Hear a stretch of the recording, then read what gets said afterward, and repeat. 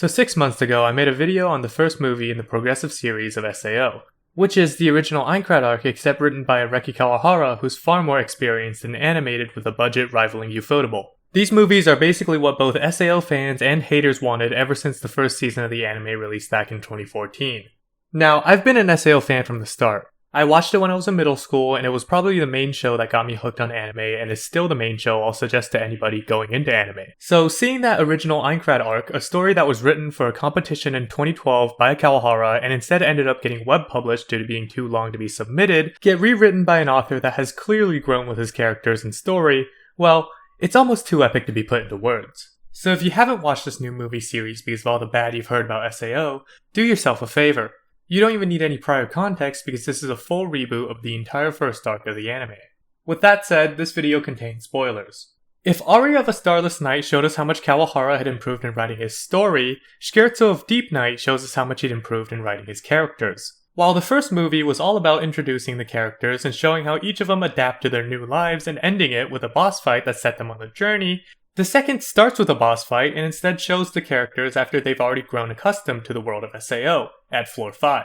Now, the novels for Progressive do cover the story floor by floor, and there are almost no gaps left between them, but since that kind of slice-of-life story isn't exactly great movie material, I can see why the decision was to skip to floor 5. Plus, that 4-floor time skip is a lot better executed than the 2-month skip in episode 1 of the original SAO, with the characters clearly having grown during that time, and the movie even referencing the things that got skipped.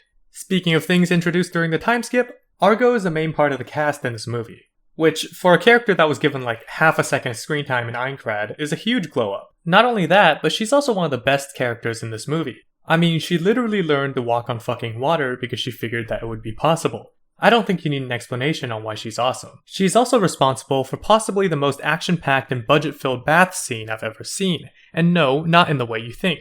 She literally duels Asuna in the middle of taking a bath to prove a point. With a banana. So much for not running on white ground, we're starting fucking sword fights now. The driving plot of this movie is essentially Kirito, Asuna, and Argo trying to keep the two main guilds from killing each other, while Laughing Coffin tries to do the opposite. Having SAO, a world that used to just be about the main character fighting everything and winning, explore topics like player politics, really adds to that additional depth that, yes, this world is in fact an MMORPG and there's a lot more going on than just the main characters. But that's enough about plot for now. I've got too much to say about characters to talk about the socioeconomic situation of Aincrad.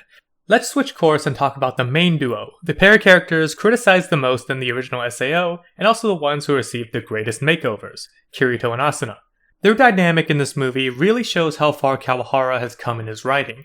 Since the first movie was more about Asuna and Mito, with Kirito having more of a background role, we didn't get to see much of the two characters' interactions. But with Mito not even appearing for the first half of the movie in this one, we're given almost a full hour to watch two characters that have grown with both their writer and their audience interact. And their relationship is handled so well that I could not believe I was still watching SAO. Obviously at this point in the story, the two have nothing romantic going on just yet, and their dynamic is strictly as partners. We get a lot of Kirito Asuna fan service for sure, but none of it feels forced. And the two characters act so naturally, it not only didn't feel like SAO, it didn't even feel like anime anymore. It was just like I was watching a couple of friends banter over a game in real life. There was no forced blushing, no lucky pervert moments, and even the one hand-holding scene was entirely called for.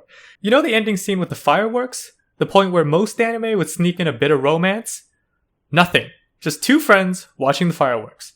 That's how far SAO has come in its characters and atmosphere. It almost brought tears to my eyes watching these characters that middle school me loved so much get the makeover they deserved. These two are best friends and partners at this time of the story and nothing else, and they kept it that way even though they had so many opportunities to force that relationship to progress. And that's not even where the good character writing stops. I said that Mito didn't appear for the first half of the movie, but even with her small amount of screen time in the middle and near the end of the film, she made just as much of an impact as she did in Aria of a Starless Night. It seems that as far as Progressive is concerned, the roles of these characters are greatly shifted and balanced out.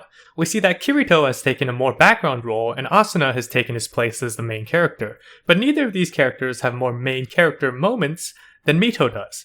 It's almost like Mito's become to Progressive what Kirito was to Alicization. She's the one taking his spot as the character who arrives just in the nick of time to save the day, and of course, even though she's one of the main characters in the story, Mito doesn't seem interested in fighting on the front lines. Further emphasizing that SAO isn't just a game where you try to run to the top of the floors and clear it, but a world filled with different people who want to do different things. While the previous movie concluded with Asuna leaving Mito to join Kirito, this one finishes with Mito leaving Asuna to find her own path.